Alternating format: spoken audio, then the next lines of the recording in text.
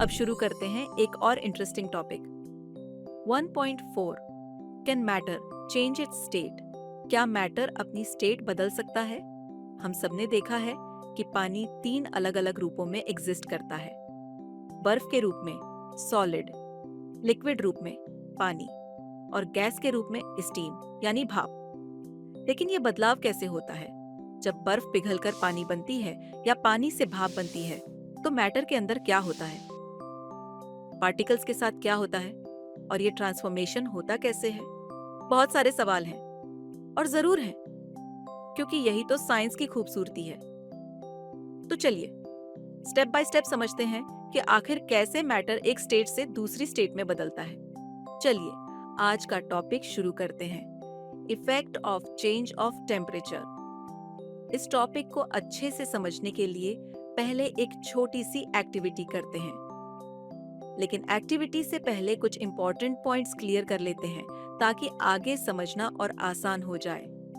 Solid से liquid में बदलने की प्रक्रिया को कहा जाता है फ्यूजन और टेम्परेचर को हम केल्विन में मापते हैं। इसकी एसआई यूनिट है kelvin. Conversion formula 0 degree Celsius is equals to 273.15 kelvin, यानी बस सेल्सियस में 273.15 जोड़ दीजिए। अब एक एक्टिविटी करते हैं। एक बीकर में करीब 150 ग्राम आइस लेंगे और थर्मोमीटर को इस तरह रखें कि उसका बल्ब आइस को टच कर रहा हो। थर्मोमीटर क्या दिखा रहा है? 0 डिग्री सेल्सियस यानी 273.15 केल्विन। अब स्लो फ्लेम पर इस आइस को हीट करना शुरू करेंगे और ध्यान से थर्मोमीटर को देखते रहिए। बर्फ धीरे धीरे पिघलना शुरू हो रही है, लेकिन थर्मोमीटर अब भी 0 डिग्री ही दिखा रहा है। और जब सारी बर्फ पानी में बदल जाती है, तब भी थर्मोमीटर 0 डिग्री पर ही टिका रहता है।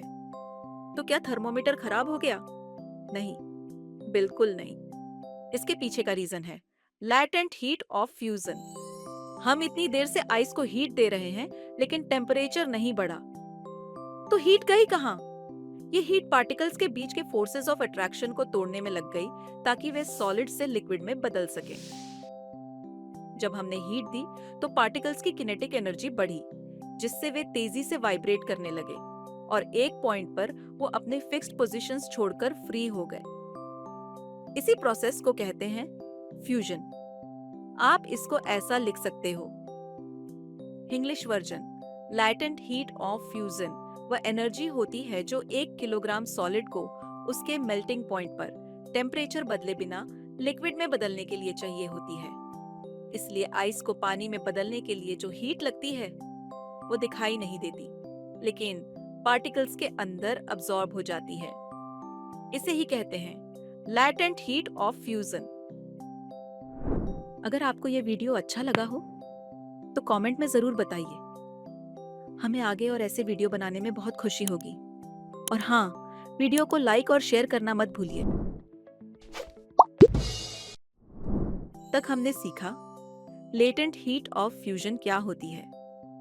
वो हीट एनर्जी जो 1 किलोग्राम सॉलिड को लिक्विड में बदलने के लिए चाहिए होती है बिना टेम्परेचर बढ़ाए। अब सवाल है, अगर हम लिक्विड को गैस में बदलें तो वहां क्या होता है और उस प्रोसेस को क्या कहते हैं? लिक्विड से गैस में बदलने की प्रोसेस को कहते हैं वेपोराइजेशन। चलिए अब समझते हैं लैटेंट हीट ऑफ वेपोराइजेशन के बारे में।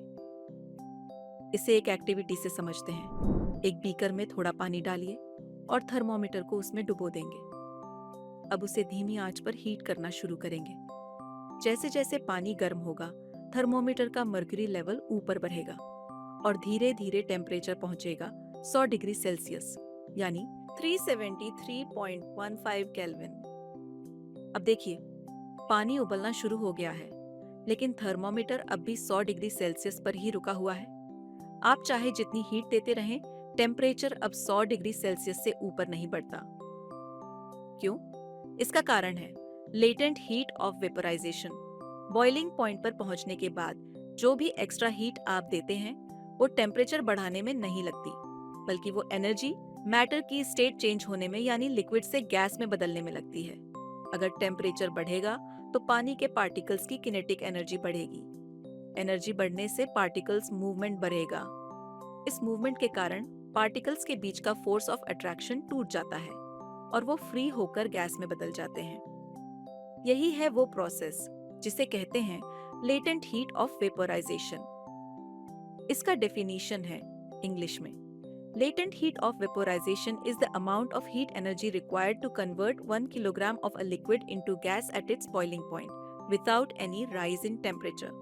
हिंदी में latent heat of vaporization वह हीट एनर्जी होती है जो 1 किलोग्राम लिक्विड को उसके बॉइलिंग पॉइंट पर टेम्परेचर बदले बिना गैस में बदलने के लिए चाहिए होती है।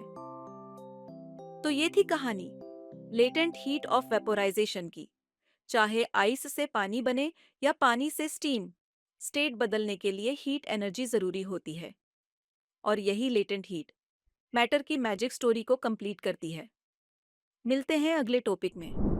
अगर आपको यह वीडियो अच्छा लगा हो तो कमेंट में जरूर बताइए। हमें आगे और ऐसे वीडियो बनाने में बहुत खुशी होगी। और हाँ, वीडियो को लाइक और शेयर करना मत भूलिए।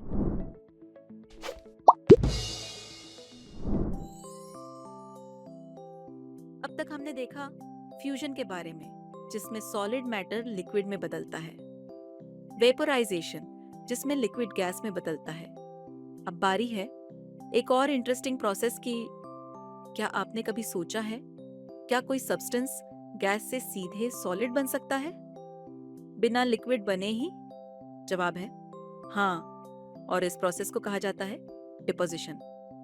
चलिए समझते हैं गैस से सॉलिड में बदलाव कैसे होता है और इसके पीछे की साइंस क्या कहती है।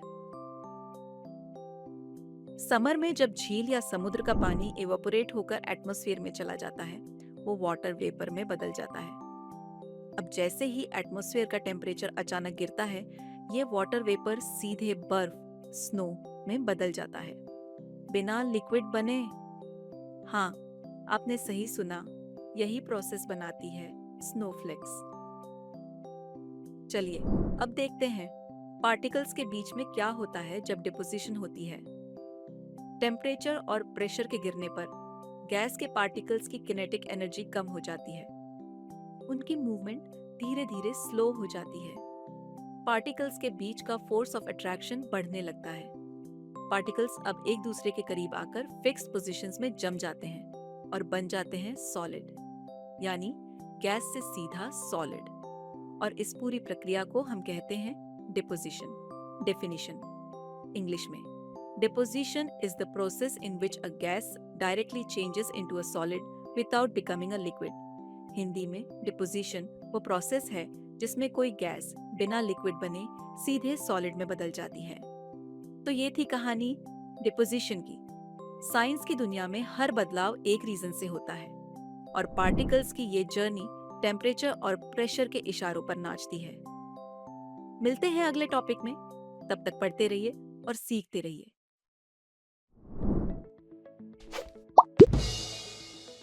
पिछले टॉपिक्स में हमने 3 प्रोसेसेस देखी, फ्यूजन, वेपोराइजेशन और डिपोजिशन।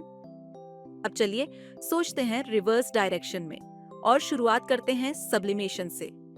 क्या आपने कभी देखा है कि कुछ सॉलिड्स बिना लिक्विड बने सीधे गैस में बदल जाते हैं? यस, इसी प्रोसेस को हम कहते हैं सब्लिमेशन। अलमारी में रखे नेफ्थलीन बॉल्स धीरे धीरे छोटे होते जाते हैं, बिना मेल्ट हुए गायब हो जाते हैं, यानी वो सॉलिड से सीधे गैस में बदल जाते हैं। इन सॉलिड्स में पहले से ही काफी एनर्जी होती है। सराउंडिंग्स से थोड़ी सी हीट मिलते ही ये एनर्जी अब्सॉर्ब करते हैं और लिक्विड फेज को स्किप करते हुए सीधे गैस बन जाते हैं। सब्लिमेशन का डेफिनेशन है, sublimation is the process in which a solid directly changes into a gas without becoming a liquid. Hindi में, सब्लिमेशन वह प्रक्रिया है जिसमें कोई सॉलिड बिना लिक्विड बने सीधे गैस में बदल जाता है। अब देखते हैं अगली प्रोसेस जिसमें गैस सीधे लिक्विड में बदल जाती है। इसे कहते हैं कंडेंसेशन। गर्मियों में जब नदियों और समुद्र का पानी इवेपोरेट होकर एटमॉस्फेयर में चला जाता है तो वो भाप यानी वाटर वेपर बन जाता है। फिर जब टेम्परेचर गिरता है तो यह वेपर ठंडी होकर पानी की बूंदों में बदल जाती है। यही है बारिश बनने की प्रक्रिया। टेम्परेचर गिरने पर गैस पार्टिकल्स की एनर्जी कम हो जाती है। वो धीरे चलते हैं और आपस में अट्रैक्ट होकर लिक्विड बना लेते हैं। कंडेंसेशन का डेफिनेशन है, condensation is the process in which a gas changes into a liquid on cooling. Hindi में कंडेंसेशन वह प्रक्रिया है जिसमें गैस ठंडा होने पर लिक्विड में बदल जाती है। अब देखते हैं तीसरी प्रोसेस, जिसमें लिक्विड ठंडा होकर सॉलिड में बदल जाता है। इसे कहते हैं सॉलिडिफिकेशन। जब आप पानी को फ्रीजर में रखते हैं तो थोड़ी देर में वह बर्फ में बदल जाता है। यही प्रोसेस है सॉलिडिफिकेशन। सॉलिडिफिकेशन का डेफिनेशन है, solidification is the process in which a liquid changes into a solid on cooling. Hindi में सॉलिडिफिकेशन वह प्रक्रिया है जिसमें कोई लिक्विड ठंडा होकर सॉलिड में बदल जाता है।